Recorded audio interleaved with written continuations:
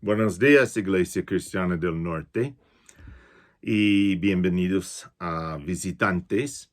Este 7 de marzo, primer domingo de marzo, y vamos a tener como nuestro texto Hechos capítulo 6, versículo 8, hasta el fin de capítulo 7. Y vamos a ver esta historia acerca del primer mártir cristiano. Antes de empezar el mensaje, quiero recordar a todos que quieren participar en la Cena del Señor, que necesita preparar tu pan y tener algo para tomar en la observación de la Cena del Señor al fin de este mensaje. Bueno, vamos a iniciar con oración. Padre Santo, gracias. Gracias por este día. Gracias por tus bendiciones. Gracias porque podemos estudiar este texto. En libertad podemos estudiar tu palabra, recibir de tu palabra, aplicar a nuestras vidas. Gracias, Señor Jesús, por tu amor. Gracias por todo que ha hecho por nosotros, por nuestra salvación, y por todo que está haciendo en nuestras vidas hoy en día por medio del Espíritu Santo. Gracias, Espíritu, por morar en nosotros, por acompañarnos en este camino. Y gracias por tu presencia. Ayúdanos a recibir cualquier mensaje tú quieres por nosotros hoy en día de este texto. Gracias. En el nombre de Jesucristo oramos. Amén. Una pregunta. ¿Cómo esperes que la gente, tus amigos, los con quien trabaja, por los conocidos, por los de la iglesia, cómo esperes que ellos van a recordarte después de salir de esta vida? Es cierto que todos van a morir. Todos que están escuchando este mensaje van a morir un día, en un momento. Yo voy a morir. Yo no sé cuándo, yo no sé cómo, pero yo sé que es garantizado que yo voy a morir. Entonces, ¿qué queremos ser recordado? Bueno, hoy vemos cómo terminó la vida de un líder de la iglesia en Jerusalén. Su nombre es Esteban. Encontramos mi tocayo por primera vez 3 versículos antes nuestro texto. En capítulo 6, versículo 5, está nombrando los seleccionados para servir a las viudas en la iglesia de Jerusalén. Tenía un problema, un poco conflicto, pensando que algunas viudas no están recibiendo su ayuda diaria. Entonces seleccionaron 7 hombres para guiar este ministerio, para ayudar con la distribución de esta ayuda. Bueno, Esteban fue uno de los 7. Y eso es la descripción de Esteban. Lleno de fe y del Espíritu Santo. ¡Wow! Lleno de fe, lleno del Espíritu Santo. ¿Qué significa? Bueno, primero que Esteban fue un creyente. Creó en el Señor Jesucristo como Mesías, como Hijo de Dios. Creó en Dios. Creó en la obra de Dios. Y que Dios nos ama. Que Dios mandó su Hijo. Que su Hijo murió por nosotros. Él tenía fe en Dios. Fe en su Hijo Jesús. Tenía fe en el Espíritu Santo. Esteban fue un líder en la iglesia, guiando un ministerio. Fue un siervo, ayudando y posiblemente guiando la distribución del apoyo a las viudas. Esteban platicó acerca de Jesucristo y Esteban estaba haciendo la obra del Espíritu Santo. El Espíritu Santo dio a Esteban la habilidad y oportunidad de hacer milagros y señales. El Espíritu Santo usó esos para confirmar el mensaje y el mensajero. Esteban estaba hablando acerca de Jesús. Esteban fue el mensajero de este mensaje. Los milagros y las señales estaban para confirmar el mensaje y el mensajero. Hablando acerca de Jesús, eso es exactamente que causó el problema en nuestro texto. Pero fue un problema, no fue un problema. Fue una situación que está bajo la voluntad de nuestro Dios. El problema es que los judíos no pudieran contradecir que estaba diciendo Esteban. Esteban estaba usando las escrituras, que es el Antiguo Testamento, la ley, la Torah, la ley, los profetas, salmos y otros libros del Antiguo Testamento para probar que Jesús es el Mesías, el prometido. Bueno, porque no pudieran contradecir, que no pueden con sus propios argumentos, realmente no pueden enfrentar a Esteban. Esteban, sus argumentos, su sabiduría fue más que ellos pueden aguantar. Entonces los judíos, hablaron con otros hombres y pidieron los otros hombres, pagaron los otros hombres a echar acusaciones contra Esteban.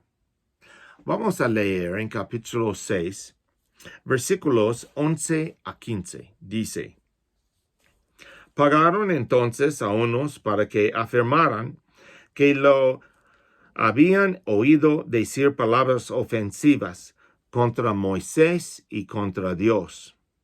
De este modo, alborotaron al pueblo, a los ancianos y a los maestros de la ley. Por lo cual atacaron a Esteban, lo apresaron y lo llevaron ante la Junta Suprema. Además, buscaron testigos falsos que dijeron: ese hombre no deja de hablar contra este santo templo y contra la ley. Le hemos oído decir que ese Jesús de Nazaret va a destruir el templo y que va a cambiar las costumbres que nos dejó Moisés. Las autoridades y todos los que estaban allí sentados, al mirar a Esteban, vieron que su cara era como la de un ángel. Esteban estaba un siervo de Dios.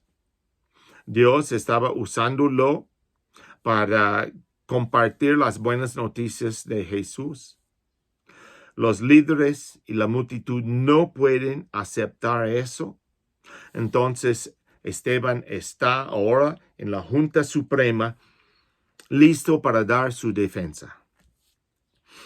Capítulo 7, versículo 1. El sumo sacerdote le preguntó a Esteban si lo que decían de él era cierto. Ok, eso es la oportunidad para Esteban de decir: no es correcto, me malinterpretó. Jesús está hablando de su propio cuerpo, no vamos a destruir el templo, etcétera, etcétera. Pero ese no es que Esteban hizo. Empezando en versículo 2. Él contestó, hermanos y padres, escúchanme. Nuestro glorioso Dios se mostró a nuestro antepasado Abraham cuando estaba en Mesopotamia, antes que se fuera a vivir en Harán. Y le dijo, deja su tierra y sus parientes y vete a la tierra que yo te mostraré. Entonces, empezando con Abraham, Esteban empezó de recitar la historia de Israel, los puntos importantes. Él compartió que Abraham recibió el pacto confirmado con la circuncisión, que los antepasados practicaron lo mismo, que los hijos de Jacob traicionaron a José y lo vendieron para que lo trajeron a Egipto.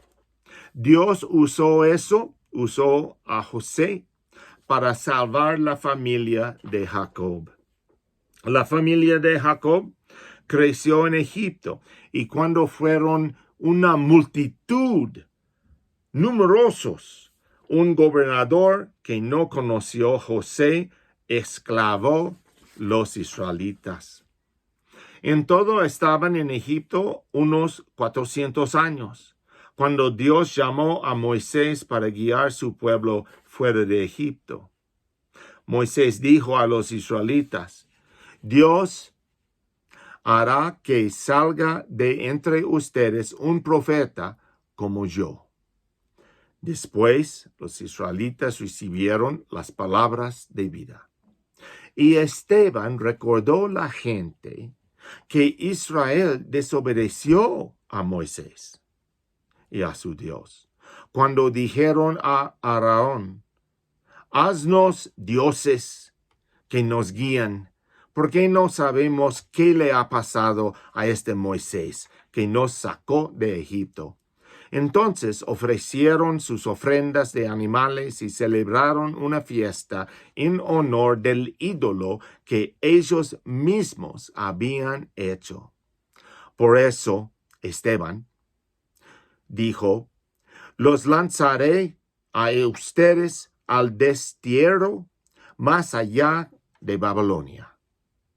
Habló del tabernáculo que trajeron con ellos mientras conquistaron la tierra de los otros pueblos. Y finalmente construyó el templo. ¿Quién? Salomón. Aunque el Dios Altísimo no vive en templos hechos por la mano de hombres. Y Esteban terminó con estas acusaciones. Ahora, capítulo 7, versículos 51 a 53, dice, pero ustedes, siguió diciendo Esteban, siempre han sido tercos y tienen oídos y corazón paganos. Siempre están en contra del Espíritu Santo. Son iguales que sus antepasados. ¿A cuál de los profetas no maltrataron los antepasados de ustedes? Ellos mataron a quienes habían hablado de la venida de aquel que es justo. Y ahora que este justo ya ha venido, ustedes lo traicionaron y lo mataron. Ustedes que recibieron la ley por medio de ángeles, no la obedecen. Ok. Obviamente, Esteban no estaba tratando de salvar su propia vida. Esteban estaba tratando de convencer a los líderes, a los israelitas, que Jesús fue el Mesías, fue el profeta prometido por Moisés. Bueno, a fin de su mensaje, enfureció los líderes. Atacaron a Esteban. Esteban, poco antes, dijo a ellos, yo veo, mira, al cielo. Yo vi la gloria de Dios Y el Hijo de pie, el Hijo de hombre de pie a la derecha de Dios. También por eso enfurecieron, atacaron a Esteban, pero todavía no terminó su mensaje. No. Mientras estaban apedreando a Esteban, matando a Esteban, él pidió a Dios diciendo: Señor, no les tomes en cuenta este pecado. Suena mucho como nuestro Señor. Cuando Jesús pidió que no tomas en cuenta el pecado de los que está matando, crucificándolo, porque no saben. Hay dos cosas que podemos aprender de Esteban. Dos cosas que debemos aprender si vamos a ver a Dios. Número uno es cómo viví. Podemos aprender de cómo viví Esteban y cómo murió. De Esteban podemos entender cómo a morir. El texto nos dice que Esteban fue lleno de fe y lleno del Espíritu Santo. Entonces, ¿cómo vivimos? Llenos de fe, llenos del Espíritu Santo. ¿Y qué es lleno de fe? Convencidos, completamente convencidos que nuestro Dios es,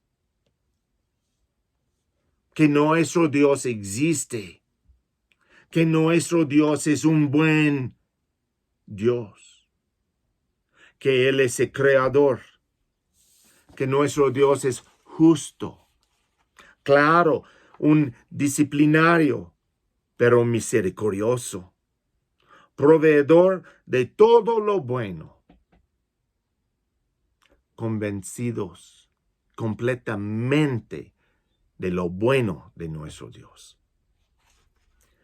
Esteban fue convencido que Jesús es el Señor, el Rey, nuestro Rey, Salvador, que murió por nosotros, resucitó tercer día, está a la derecha de Dios. Esteban fue completamente convencido que Jesús fue el Cristo, el Mesías, el Hijo de Dios. Que el Espíritu Santo recibimos como regalo en nuestro bautismo, que mora dentro de nosotros, que nos guía a la verdad y está acompañándonos en nuestro camino terrenal. Completamente convencido.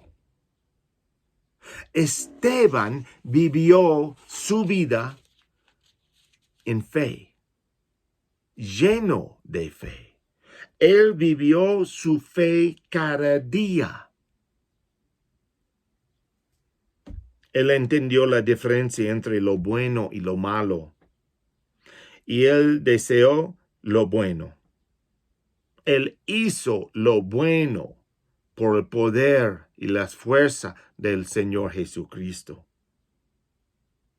Estamos esperando el regreso de nuestro Salvador y Jesús es nuestro futuro.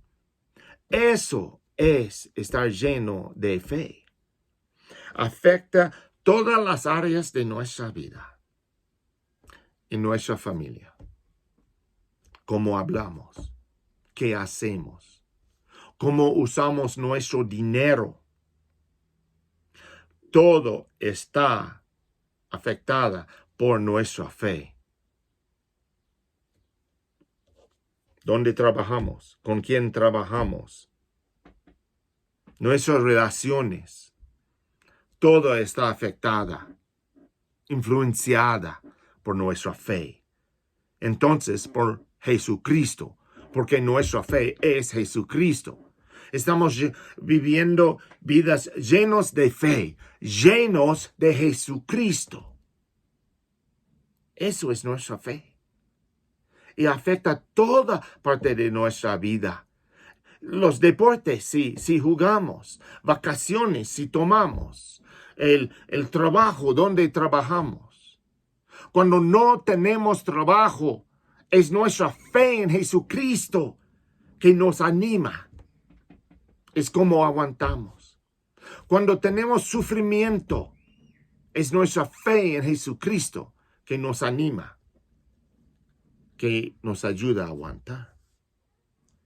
Vivir llenos de fe, llenos de convicción, pero también llenos del Espíritu. Recibimos el Espíritu Santo como un regalo y ahora Él habita en nuestro ser. La presencia del Espíritu Santo en nosotros como un regalo de nuestro Dios por entregar nuestra vida al Señor Jesucristo. La presencia del Espíritu Santo también es evidencia de la presencia del Padre y del Hijo en nuestras vidas. En Juan 14, 18, dice, no los voy a dejar huérfanos, volveré para estar con ustedes. Ese es Jesucristo hablando. Va a regresar y está con nosotros en el Espíritu Santo. El Espíritu Santo crea una unión entre nosotros y el Padre y el Hijo y el Espíritu. Juan 14, 20 dice, en aquel día ustedes se darán cuenta de que yo estoy en mi Padre y ustedes están en mí y yo en ustedes. Y todo eso por el Espíritu Santo. Por el Espíritu Santo hay unión entre el creyente y su Dios. El rol del Espíritu Santo en nuestras vidas. Defendernos.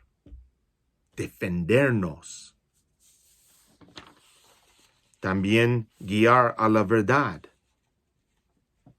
Acompañarnos en nuestro camino. Darnos paz. Testificar del Hijo. Garantía de la presencia de Jesucristo en nosotros. El Espíritu Santo es la agua viva, la vida espiritual que tenemos, que brota por el Espíritu Santo en nuestras vidas y pasa a la vida de otros. El Espíritu Santo nos da confort y ánimo, nos asegura del amor del Padre, nos da instrucción y entendimiento de las cosas de Jesús y glorifica a Jesús. El Espíritu Santo confirmó que Dios estaba aceptando los gentiles, primeramente los samaritanos. Felipe hizo milagros y señales que fue evidencia que Dios estaba aceptando los samaritanos como creyentes. Y después con Pedro demostró por la obra del Espíritu Santo en la vida de los creyentes que ellos fueron aceptables a Dios. No solo judíos, los samaritanos, pero los gentiles en general. Estaba aceptando a ellos. El Espíritu Santo dio instrucciones a Felipe a dónde va, a cómo encontrar el etíope y compartir la palabra con él. El Espíritu Santo habló a los líderes en la iglesia en Antioquía para separar Bernabé y Pablo para ser misioneros.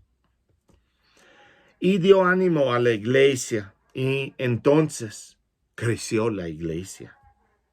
En Hechos 11, por el Espíritu Santo, el profeta Ágabo anunció un gran hambre en todo el mundo romano. En Hechos 15, guió las decisiones de la iglesia acerca de los creyentes gentiles y si deben o no seguir la ley. El Espíritu Santo no permitió a Pablo entrar varias áreas para compartir la palabra de Dios, pero llamó a otras áreas para compartir las buenas nuevas de Jesucristo. Fue el Espíritu Santo que avisó a Pablo que en Jerusalén iba a ser encarcelado, pero también fue el Espíritu Santo que lo obligó a ir a Jerusalén, para que un día iba a llegar a Roma y anunciar a César las buenas nuevas del Señor Jesucristo.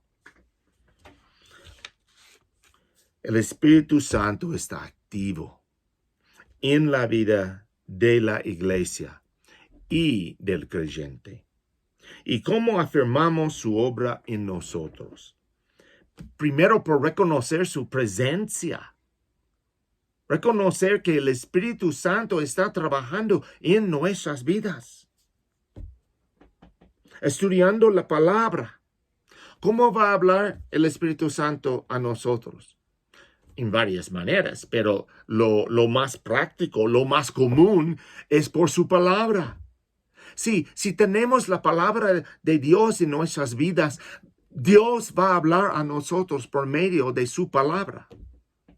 Puede ser en el trabajo, puede ser en el camino que escuchamos o pensamos acerca de que leemos y aplicamos en ese momento. Dios está hablando, el Espíritu Santo está hablando a nosotros. En oraciones, orando por los enfermos. Queremos Espíritu Santo hacer algo, oramos. Reconocemos el Espíritu Santo está presente en nuestra vida, que está trabajando en nuestras vidas y hacemos su obra. Oramos por los enfermos. Y participar en su obra. ¿Qué es la obra? Convenciendo al mundo del pecado. ¿Cómo pueden convencer sin su palabra? ¿Y quién tiene su palabra? Nosotros. Debemos compartir la palabra de Dios. Debemos compartir, empezando con nuestro testimonio. Hablamos muchas veces de compartir nuestro testimonio. Compartir tu testimonio con tu vecino. Compartir en una forma buena. Algunos minutos aquí, algunos minutos allá. Pero compartir tu testimonio. Poner la palabra de Dios, el nombre de Dios, en sus oídos. El Espíritu Santo va a ayudarnos cuando compartimos nuestro testimonio. Es su palabra. Es su rol de confirmar esta palabra. Debemos animar a nuestros hermanos y hermanas. Yo quiero decir que debemos empujar los límites de nuestra comodez. Yo no quiero hablar con nadie. Bueno, empezar compartiendo con sus amigos, con su familia, etc. Y después con otra persona. Decir una buena palabra por Jesús en la tianguis, etc. El Espíritu Santo quiere usarnos y nos dio fruto para usarnos. Amor. ¿Estamos amando el vecino, el enemigo? ¿Estamos demostrando amor? Alegría. ¿Somos de gozo? ¿O somos no mucho de gozo? No en mi vida. Pero con Jesucristo en nuestra vida, con el Espíritu Santo trabajando en nuestra vida, hay alegría. Porque hay esperanza. Sabemos que viene. Paz. Falta paz. Orar. Reconocer el Espíritu Santo en tu vida. El Espíritu Santo nos da paz. Paciencia. Ese es otro problema. Y sabemos que no podemos crecer en paciencia si todo está bien. Debemos tener algo de conflicto. Debemos tener problemitas, o no vamos a crecer en paciencia. Entonces, si ora por paciencia, si pide paciencia, espere problemas. Es la verdad. Pero queremos crecer en paciencia, en amabilidad, bondad, fidelidad, humildad, demostrar esos, dominio propio. ¿Cuántas personas no pueden practicar dominio propio? En vez de responder en oración a una situación, reaccionan. No, Espíritu Santo quiere algo diferente de nosotros. ¿Y cómo morimos?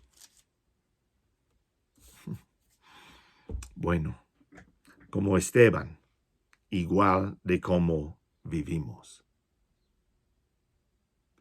Morimos en la misma manera que vivimos, llenos de fe y llenos del Espíritu Santo. Morimos en la plena convicción que Dios está atento a nuestra muerte. Igual que Dios estaba atento a nuestra vida, está atento a nuestra muerte. Esteban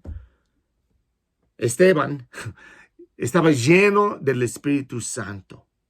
Y Dios abrió sus ojos para que él miró la gloria de Dios. Y a Jesús de pie a la derecha de Dios. ¿Y por qué? Para decir a Esteban, yo te veo. Sí, tú eres mi siervo, estás muriendo. Pero tú eres mío. Fija tu vista en mí. Dios estaba atento a la muerte de Esteban. Y en la misma manera, Dios está atento a la muerte de sus siervos. No hay comparación entre que tenemos aquí con la gloria que habremos de ver después de morir. No tiene miedo de morir. Si tú estás en Jesucristo, no tienes miedo de morir, porque es la puerta a la siguiente forma de relacionarnos con nuestro Dios. Vamos a orar y prepararnos por la cena del Señor. Padre Santo, gracias por tu presencia, por la presencia de tu Hijo en nuestras vidas y de tu Espíritu en nuestra vida. Gracias por tu presencia en ese momento que escuchamos este mensaje y preparamos por la cena de tu Hijo. Gracias, Padre, que podemos compartir esta cena sin miedo, que podemos recordar la muerte de tu Hijo, porque murió por nosotros. También podemos recordar su vida, sus enseñanzas, su resurrección. Gracias, Padre, que en esta cena podemos recordar todas tus obras por tu pueblo. En el nombre de Jesús. Amén. Leemos en 1 Corintios capítulo 11, empezando en versículo 23. Que la misma noche que el Señor Jesús fue traicionado, tomó en sus manos pan. Y después de dar gracias a Dios, lo partió y dijo, eso es mi cuerpo, que muere en favor de ustedes. Hagan esto en memoria de mí.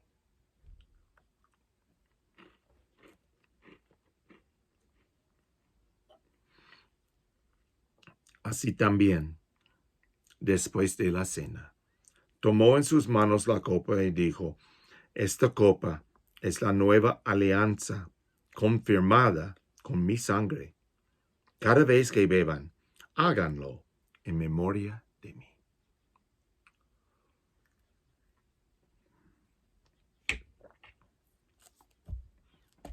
Hacemos eso en memoria de nuestro Señor Jesucristo. En memoria que todo que ha hecho por nosotros en su vida, por su muerte, en la resurrección. Y hoy en día, mientras anunciamos su muerte, estamos esperando su regreso. Amén. Dios les bendiga. Bye bye.